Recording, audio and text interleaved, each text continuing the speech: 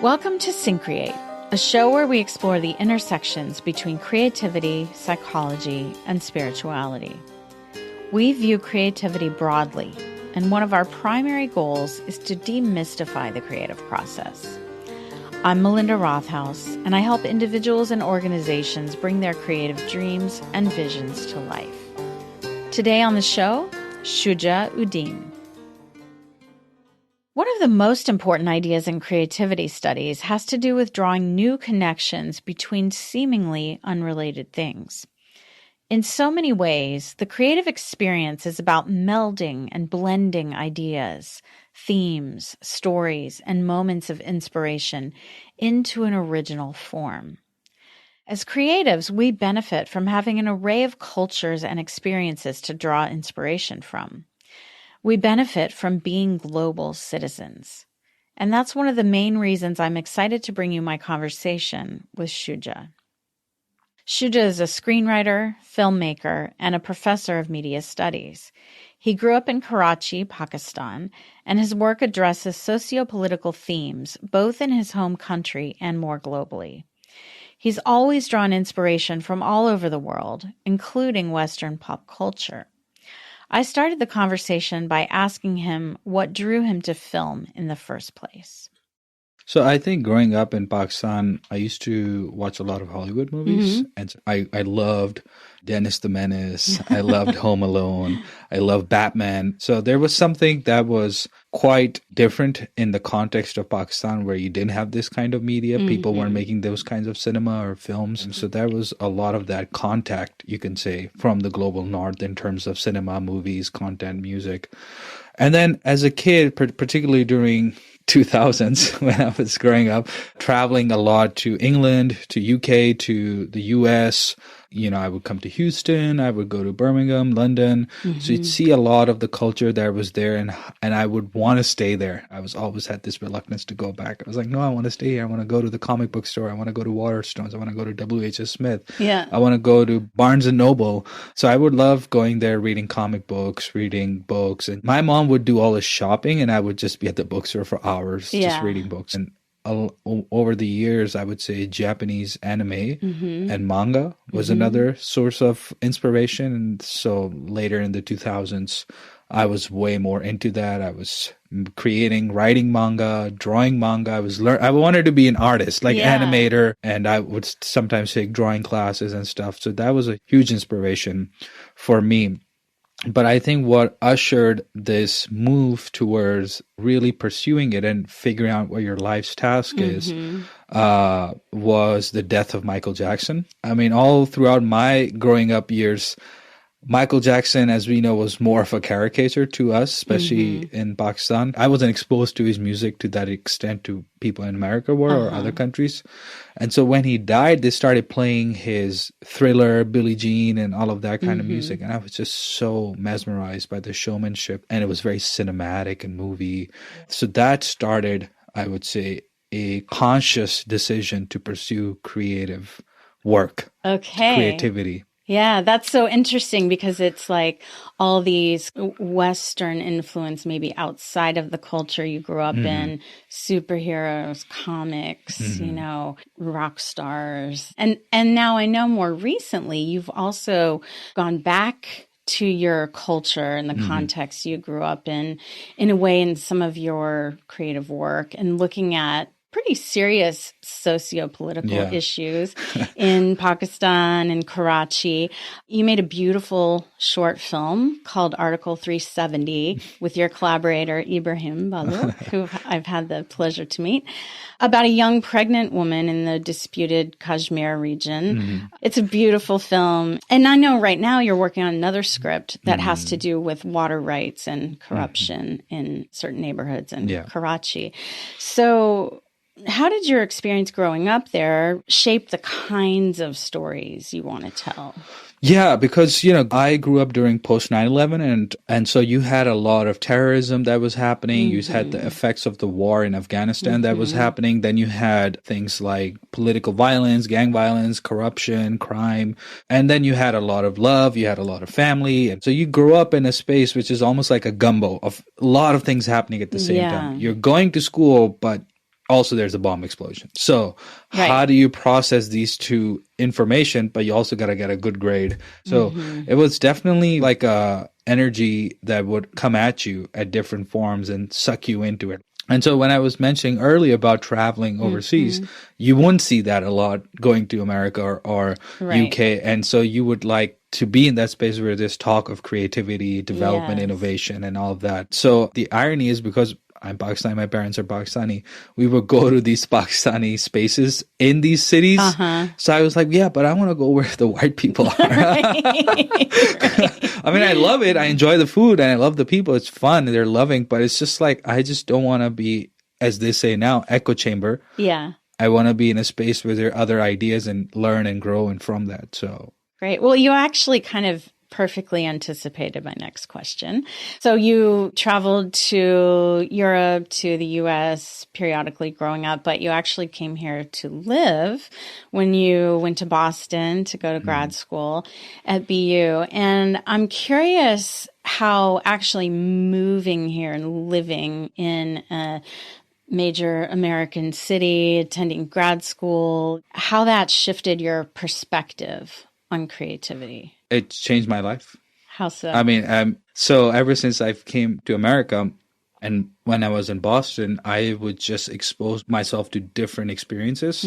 So I would go to like a Sabbath. I would go to something, Palestinian thing. I would go to like a Sukugakai Buddhist temple. Or I would go like some salsa dancing, bachata dancing. So I would learn a lot outside of the class too, including doing stand-up. In Boston, in a South Asian open mic. I would go there.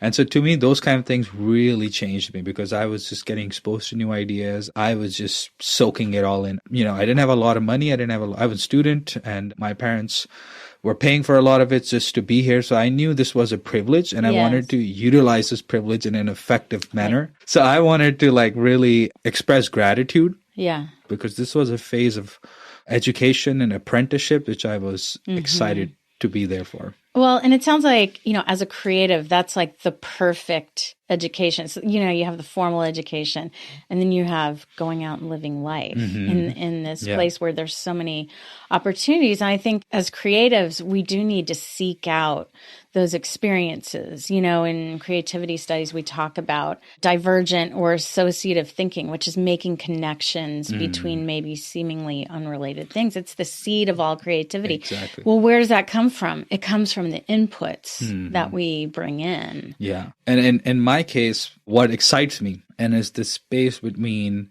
interesting personal lives mixed with geopolitical stuff. Yeah. And that's what I loved when I was there, because I could just be in, Latin culture to Jewish culture to Arab culture to Indian culture, but I can try to find a story within there. Like, I loved the Chinatown in Boston, and I would go there a lot, and I wanted to tell a story about this thing that happened in the 90s. Some sort of massacre happened, and it was about the triads from Hong Kong and this and that. I was like, so cool, this place, and I'm walking, this happened. I mean, it's a tragedy also, but I want to tell the story. Yeah. I just want to tell this story. And so it was just that excitingness of foreign and local, and that so that associative thinking, that worked for me. That's how it works. That makes you unique. Yeah, I love how you said that. In a city like that, with so much going on, there's so many stories. So one story in particular that I've heard from you, if you're willing to share it with us.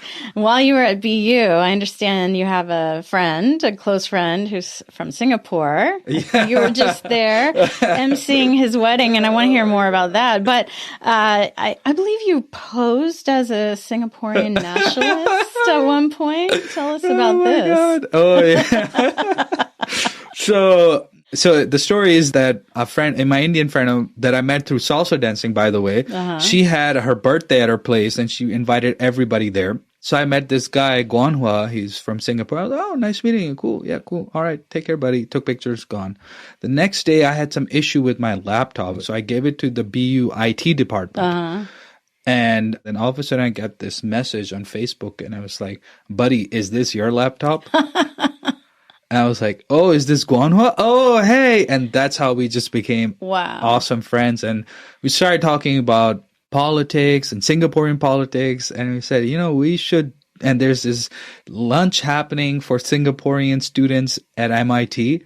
I said, we've talked about this political stuff now. What if we just start a political party, troll them, go there and make our own flag, and just midway through the lunch, like, come up on stage and I can pose to be a Singaporean, because in Singapore they have Chinese, Malay, and Indians, and I could pose to be an Indian, and I can go on stage and say, we need to go back to what our great leader Lee Kuan Yew wanted, to make Singapore great, to go back to our foundations. And the people, because Singaporean people are very apolitical, it's a strict censorship and all of that. I just recently visited, so they were like shook. They were like, I don't know if you want to. Who is this guy? Yeah, who's this guy? What is it going on? Are we in a conversion camp? Like, what's going on? Like, and we were like, we need to go back to our roots. So we did that. And we did it one more time at Harvard. And so at Harvard, they had a sex education conversation about sex education in Singapore. So it was at the dorms in Harvard. Everybody was sitting, all Chinese Singaporeans, predominantly Chinese Singaporeans. And I was there also. And Shuja. And Shuja, who is Salim from Yishun, one of the roughest neighborhoods in Singapore. Right. And it was Salim. You had a whole backstory. I had a backstory created just for the thing. Yeah. And so they kept going like, okay, how did you receive sex education in Singapore? And somebody's like, I went to Catholic school. There was Catholic guilt. And somebody was like this, that. And you, Salim, what do you think? And I was like, I learned it from the best resource possible, www.pornhub.com. They're like, get this guy out of here. This guy. Did they drag you out? Well, I was like, there was tension in the air after that. And then my friend eventually revealed, like, he's not Singaporean, he's just my good friend. And that beauty of our relationship, he would come to my stand-up, and he went back to Singapore after I graduated. Yeah. And he told me earlier last year, like, buddy, I'm getting married. I'd like you to be the MC of my wedding. And it all happened. It all happened. You had a tough time getting to Singapore. That's a whole nother story. I'm going to kind of go off book a little bit here, but I'm just thinking about the very first time we met. Mm-hmm. Actually, we were sitting in 24 Diner. Yes, great place. Over downtown Austin. You were telling me about a particular book that really influenced you. Do you happen to remember what that was? Is it the Dale Carnegie one? Yes. How to Win Friends and Influence People? Yes. Huge book. Changed my life. How so? It changed my life in a way where I was, as a teenager, very dorky, and not saying that I'm not still dorky or anything like that, but I was very dorky, shy. Sexy? Dorky. Okay, there you go. It's a new thing. Write it down. So I was, when I was, as a teenager, I was, I come from a very STEM-heavy society also, and STEM-heavy school. Yeah. So to be a creative, an artist, a little bit offbeat was not the sexy thing to do. It was more of a dorky thing to do. Right. And then I wasn't that comfortable talking to people, especially of the affair of sex, let's just say that, to then reading that book over one of my trips to England. On the train, I would read it, and Dale Carnegie, and I would apply things to it, which were at times very awkward. Like what? Like complimenting my mom's friends' food in a way that was like not so genuine. Like it looks forced, but over a period of time, you learn certain things about that book that opened you up. Like complimenting people. Making eye contact. Eye contact was a huge one. Yeah. Eye contact was pretty huge because when I was applying for my undergrad in Karachi, and we had this neighbor, she worked at a major multinational company. My mom sent me to her just like help him out, and I was so nervous around her, and she was like, look into my eye, and I was like, okay.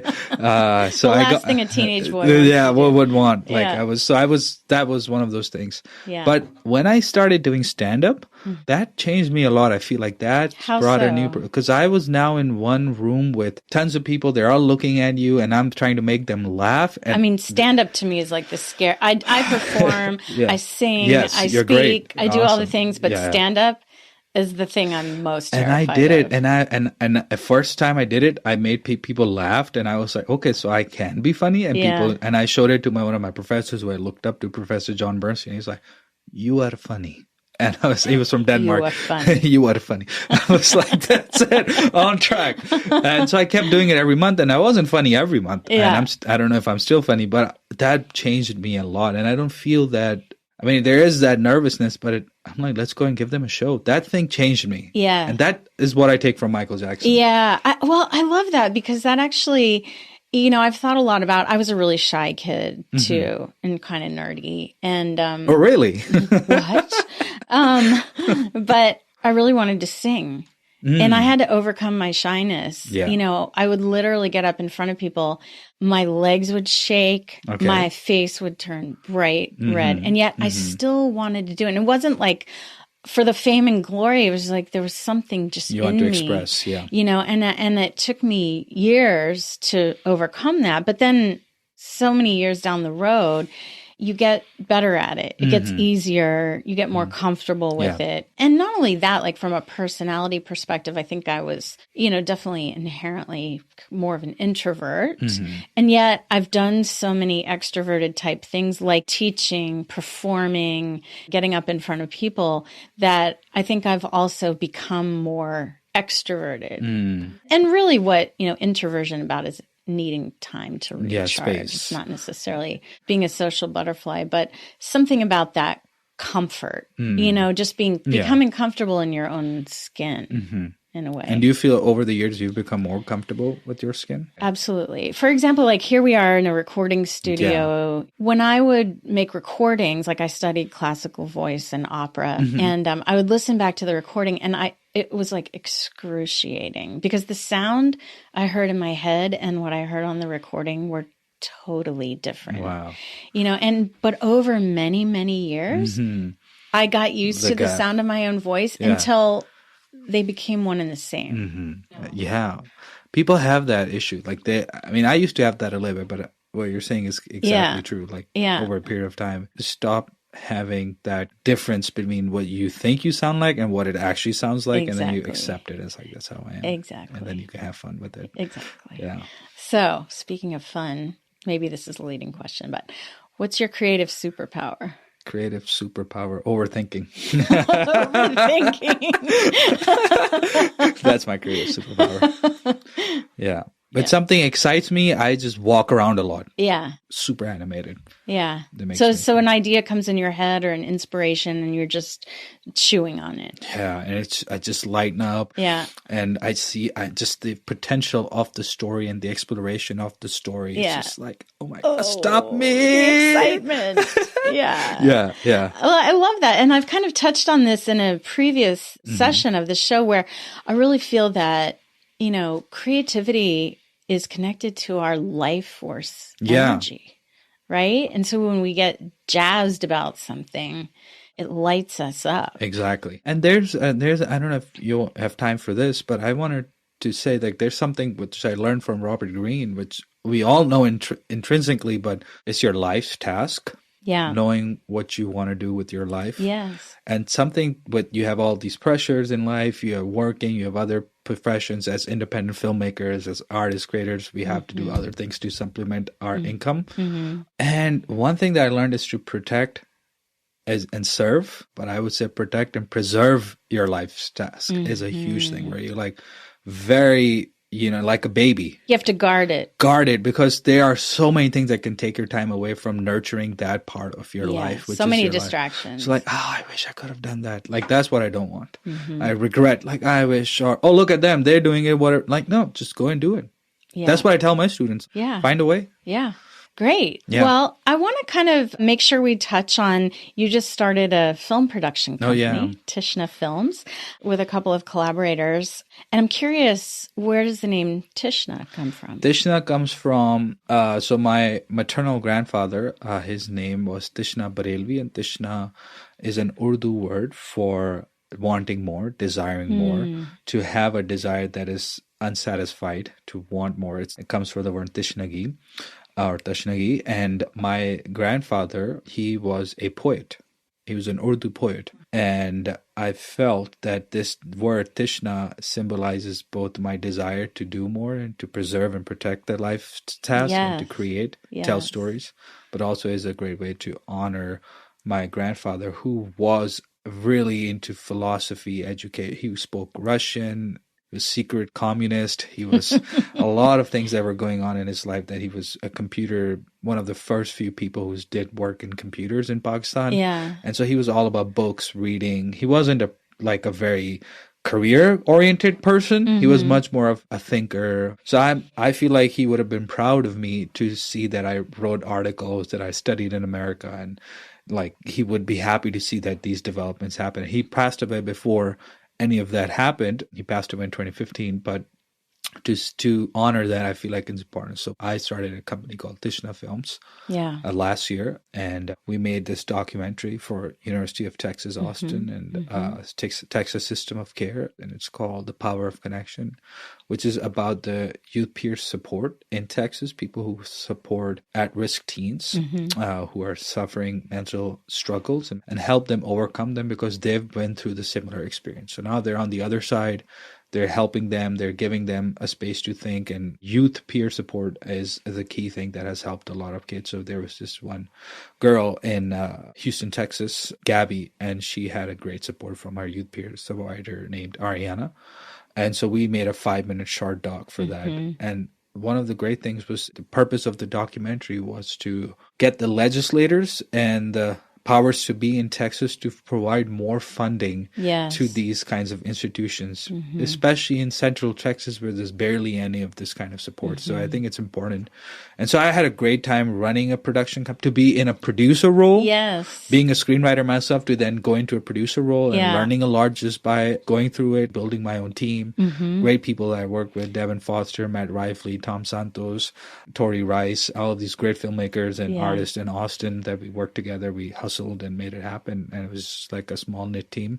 And so speaking of which, how do you put together a team and foster creative collaboration? Well, then you have to have Devin Foster in the team. Devin, if you're hearing this, wherever you are. So you have to have people who you get along with. People who share the sense of creative joy, who share a sense of purpose, and who know how to get stuff done. And so we're excited to pursue new projects, and we're constantly in conversation. So to be continued on that front. So on that front, as we wrap up here, if people want to find out more, where can they find you? So you know where you can find me. You can go to Instagram at snarky_Karachiite. DM me. Let's talk. Let's chat. And if you want to learn more about the work that we've done as Tishna Films, you can go to www.tishnafilms.com. That is TISHNA films.com. See you there. All right. Thank you so much, Melinda, you're awesome. I think what you're doing is a great work, and you are the creative vortex. Thank you. People should know that. Thank you. Thanks again to Shuja Uddin for our conversation today. You can find out more about him at Tishna Films, TISHNA films.com, and on Instagram at snarky_Karachiite, KARACHITE. This episode was produced by Mike Osborne with production assistance by Brandon Burke. Follow us on Instagram and LinkedIn, where you can also find out more about Syncreate. Thanks for listening, and see you next time.